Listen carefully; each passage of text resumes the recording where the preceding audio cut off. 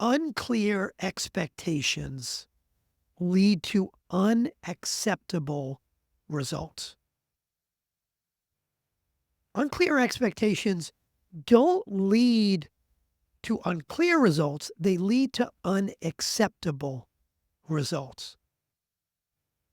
Worked with a company who is building new technology to sell to their clients. Their original measure of success was whether that technology was built on budget and on time. Well, they built it on budget and on time. The problem was they didn't sell anything. There was no revenue. There was no return on that investment. But the measure they were trying to hit was being on time and on budget.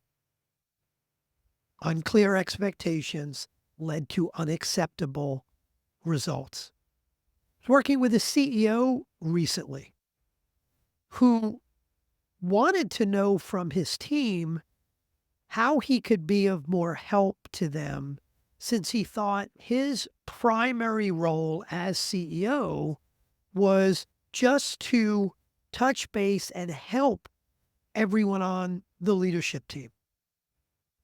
Now, while that is part of what a great leader should do, the CEO, the head of the company, needs to have measures of success that drive what they do and an understanding of whether they're successful in what they're doing. Their job is not to do everybody else's job. Their job is not to spend their days figuring out where other people need help. And the results of that company showed that the CEO was not spending time where he needed to. Unclear expectations lead to unacceptable results.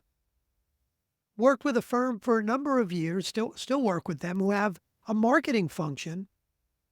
And the marketing function for quarter after quarter after quarter believed that expectations for them, their measure of success, was to launch a number of marketing campaigns.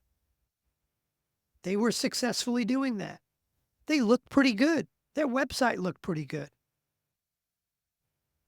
But the number of qualified leads coming from those marketing campaigns, the number of times the phone actually rang because someone who saw one of those marketing campaigns wanted to work with them was, I don't even want to say it was pitiful, it wasn't even measured.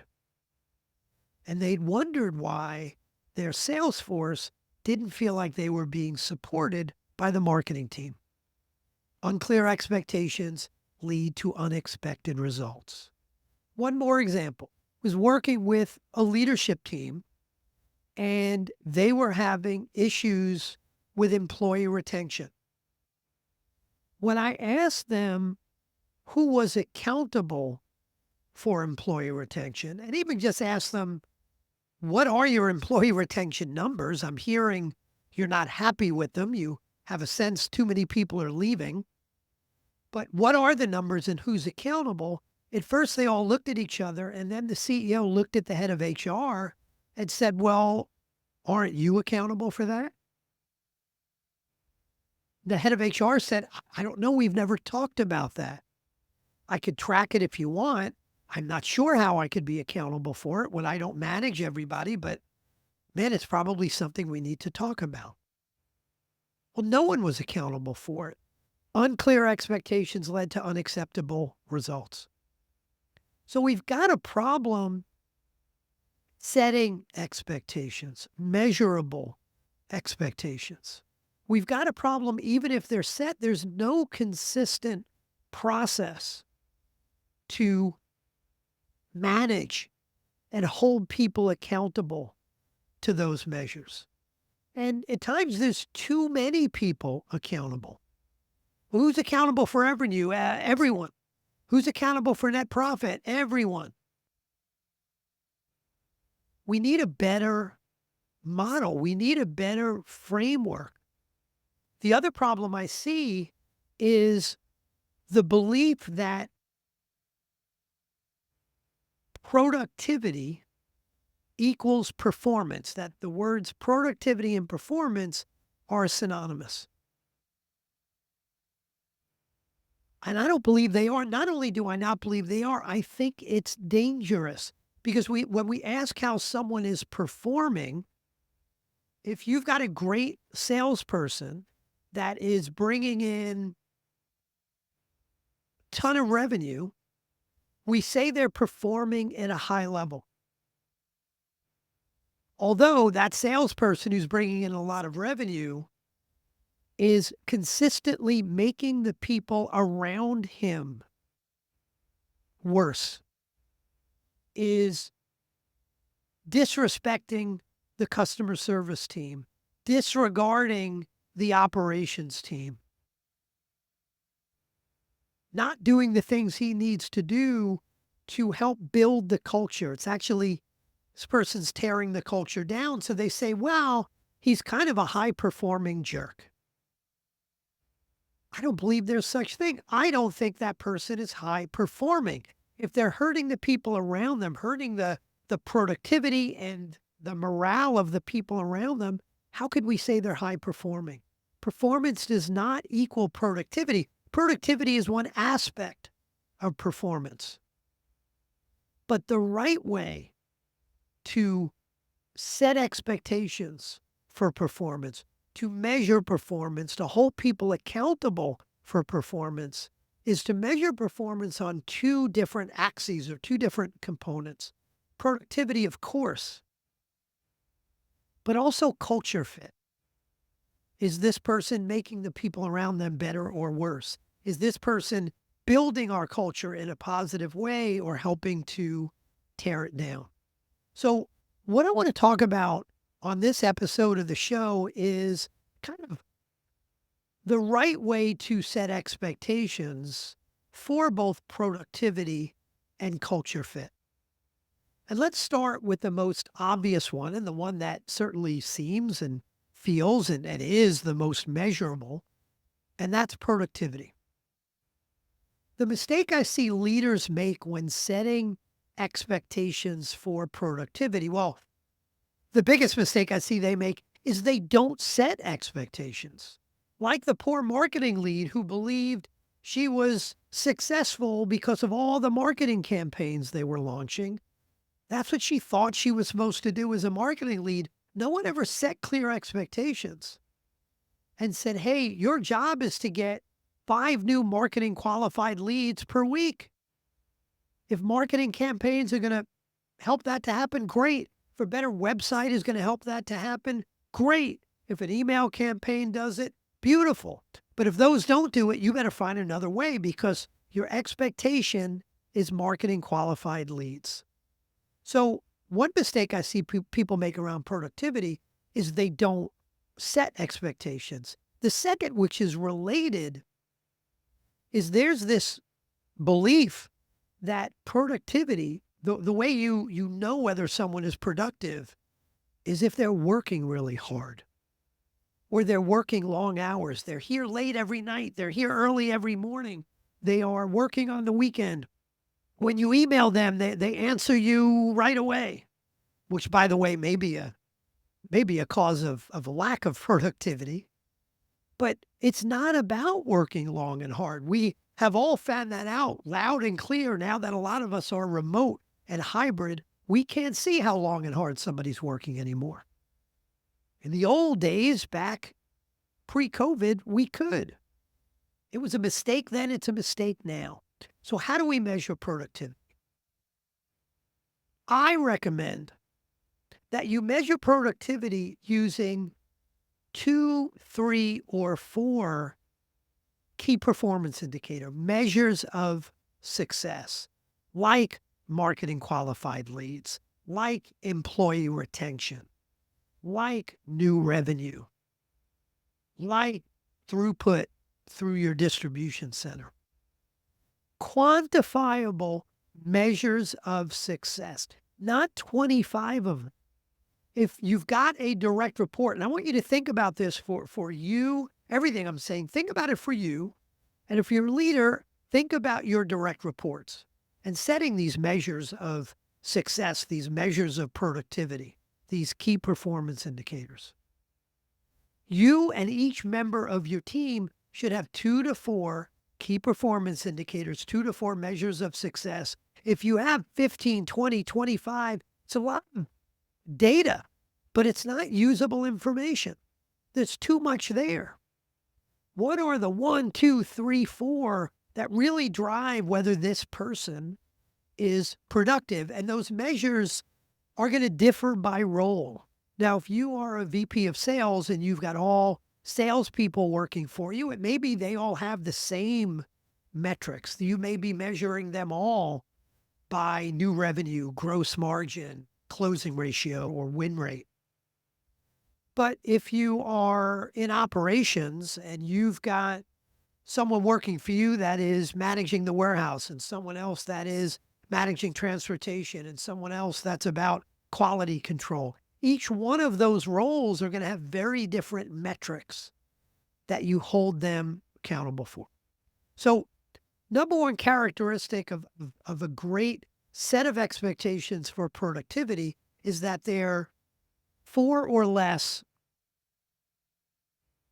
key performance indicators that are measures of success and they're quantifiable.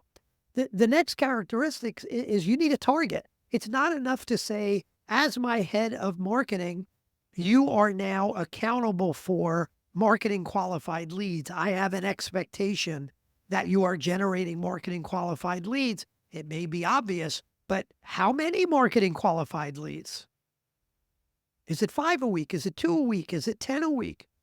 And it sounds obvious, but I see people all the time who say, I'm accountable for employee retention, or I'm accountable for marketing qualified leads, or I'm accountable for a win rate. But when I say how many, what win rate are you accountable for? They're like, well, oh, we've kind of done this in the past. What employee retention number are you accountable for? Well, we're trying to keep it as low as we can. I mean, well, retention, you want to keep as high as you can. Turnover, you want to keep as low as you can. But doing the best we can is not good enough. That's not an acceptable measure. That's not a clear expectation. We want to set clear expectations. So we need 2 to 4 measures, and we need targets for each of those measures. Third characteristic is the frequency of those measures. The higher the frequency, the better. If I tell the head of marketing, or if my head of marketing and I agree that she is accountable for 200 marketing qualified leads this year, how the hell am I going to hold her accountable week in and week out to make sure she's hitting them? There's too much time. There's no fire up, my butt or hers. There's no sense of urgency. The higher the frequency, the better. Daily is typically not reasonable, but man, weekly marketing qualified leads are a hell of a lot better than monthly. Monthly is better than quarterly. Quarterly is better than annual. So the higher the frequency, the better. I'd also suggest you think about both leading and lagging measures. Now, here's the difference. Most of us think about lagging measures. A lagging measure is the measure of a result. Revenue is a lagging measure. Net profit is a lagging measure. Employee retention is a lagging measure. It's the result of a whole bunch of other things you do. Lagging measures are critical. But the problem with lagging measures is they're not always easy to take direct action on. If as a salesperson, I say one of the lagging measures you're accountable for, one of the expectations I'm going to set is that you've got to be bringing in, $50,000 in new revenue each week. Well, if I want to up that, if I believe my head of sales needs to increase that by 20%, I need you to bring in 20% more than that. Or you're only at 30,000 and man, we need to make it 50,000. What do they do? There's no dial they can go turn to make 30 go to 50. That's where the leading indicators come in.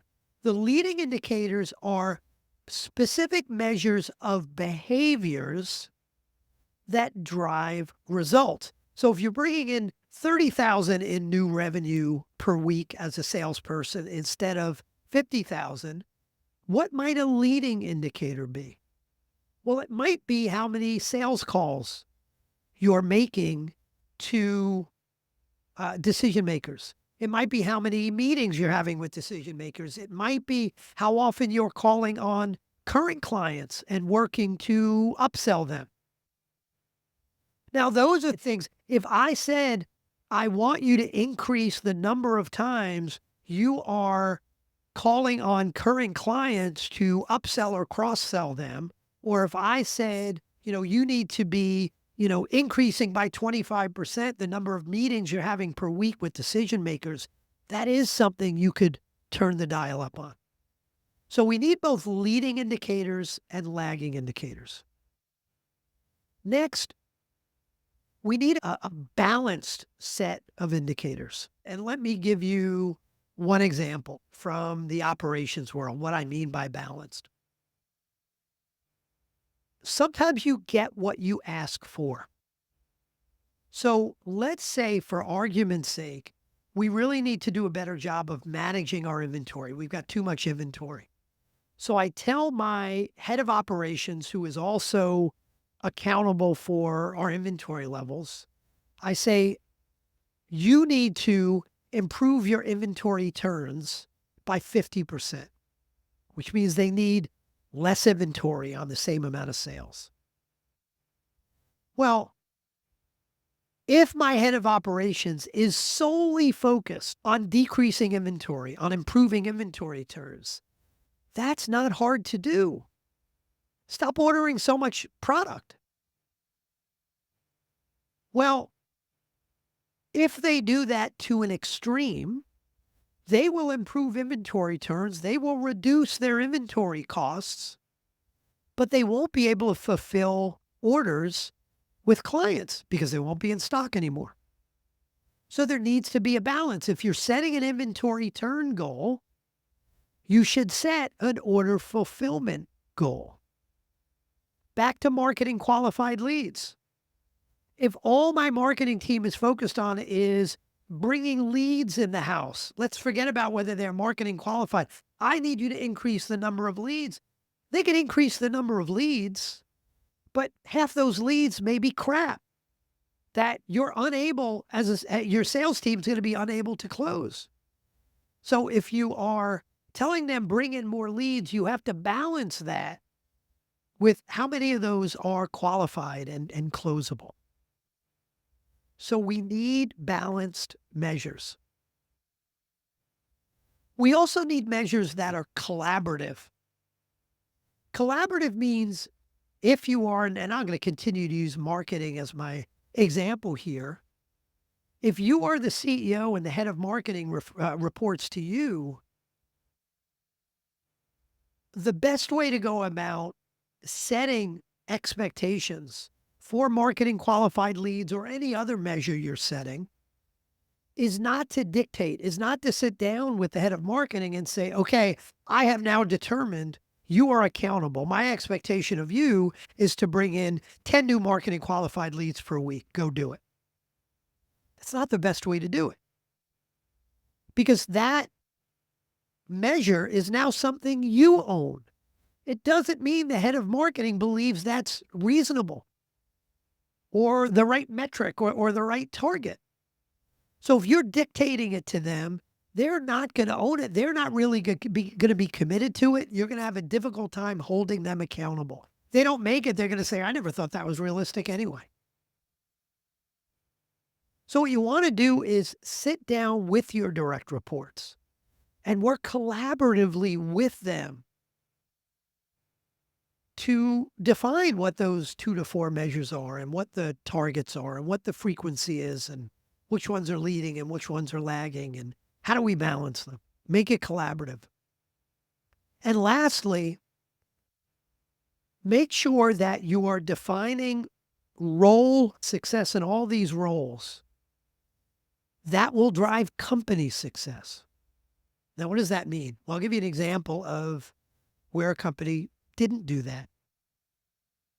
I'll talk about this example. This company kind of in a vacuum said, everybody go out and set goals. The CEO said, everybody go out and set expectations, set measures of success, productivity expectations for your team. Go set them. Well, they all set those goals, those measures. But if everybody met all of those expectations, didn't all add up to an organization that was meeting its goals. Simple example, sales team. It was a sales team where everybody was meeting or beating their expectations, and yet the company was missing its revenue goals. Something was wrong. Now, that's obvious math, but something was wrong there. So you do have to have a process where you are cascading up and cascading down and meeting in the middle and saying, hey, if we want to hit revenue of X and gross margin of Y and net income or EBITDA of Z, how does that cascade down to the rest of the organization? How much revenue does the sales team need to bring in? And how are we going to break it down? What kind of client retention does the service team need to achieve in order to meet those numbers? So we need role success that drives company success.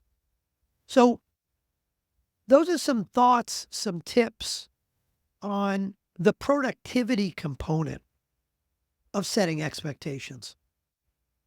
But just as important, and I would argue maybe more important, is expectations around culture fit. If you have a set of core values, this is what we're talking about, living those core values. So how do you take something kind of seemingly amorphous like culture fit and set expectations beyond telling people don't be a jerk, beyond saying, you need to work on being a better culture fit? What does that mean? Well, the major type of expectation we need to set around culture is, as I said a minute or two ago, is core values. And the way I define core values is they are 3 to 6 non-negotiable behaviors. 3 to 6 behaviors that are what makes us as a company best, right, most noble as a company. What are those most important behaviors that anchor our culture? And unlike setting expectations for productivity, expectations for culture fit are the same for every member of your organization, from the CEO all the way down to a accounts payable clerk. So it starts with not 25 rules of behavior and not 5 pie in the sky inspirational words that look great on a website and your clients will love to see it. It's 3 to 6 non-negotiable behaviors. And these behaviors are not aspirational. They're, again, right now what makes you best, right, most noble as an organization. These behaviors need to be specifically and clearly defined. I've sat with leadership teams who have a behavior, on their, a behavior is one of their core values, and it is accountable. And there's 6 leaders around the table, and they all define that word in different ways. Or a word like integrity. Nothing wrong with that, although I kind of think you don't need to say integrity is a core value. It's kind of a ticket to the game. You should assume that one. But we need these behaviors clearly defined. If you've got a behavior of innovation, what does that mean? Does that just mean this is someone who comes up with great new ideas all the time? Well, if that's the case, you may have a customer service rep or an accounts receivable clerk who's doing a great job, doing their job, but she doesn't exactly come up with a bunch of great new ideas. Well, if innovation is a core value, a non negotiable behavior, are we going to fire this person because they don't come up with great new ideas? Or when we say innovation, does that combine coming up with new ideas and also being willing to entertain new ideas, being willing to do things a different way, being willing to try things? Well, if that's what innovation means, and I've got a marketing rep or I've got an accounts receivable clerk who is not willing to do it the new way, who says, no, I've always done it this way, I'm not changing. Well, if innovation is a core value, that might be a fireable offense. So 3 to 6 non-negotiable behaviors, which by the way, means someone blatantly and repeatedly violating that core value, that is a fireable offense. I don't care how productive they are. That's what non-negotiable means. There's specific behaviors clearly defined. And a way to think about it, even if you don't have a clear set of core values, but you kind of know culture fit when you see it. And by the way, I suggest you define core values. You could think about it as very simply, is this person making people around them better or worse? That's the way to think about it. Are they adding to or subtracting from your culture? Now, the way to make these expectations super clear and measurable is if you do have a set of, call it 5 core values, is being able to assess each of those core values for each member of your organization by saying, are they modeling that core value? Are they living it at such a high level they're a model for the rest of the organization? That's top score if you're assessing it. One level down is they're living the core value. They're not modeling it, but they're living it consistently every day. One level down from that is they are occasionally having problems with that core value.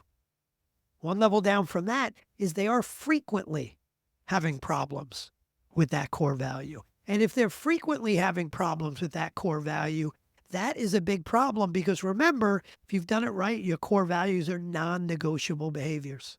So even that salesperson who's bringing in gobs of revenue, if they are not living, if they are blatantly violating one of your non-negotiable behaviors, they're a poor culture fit and they are hurting your organization.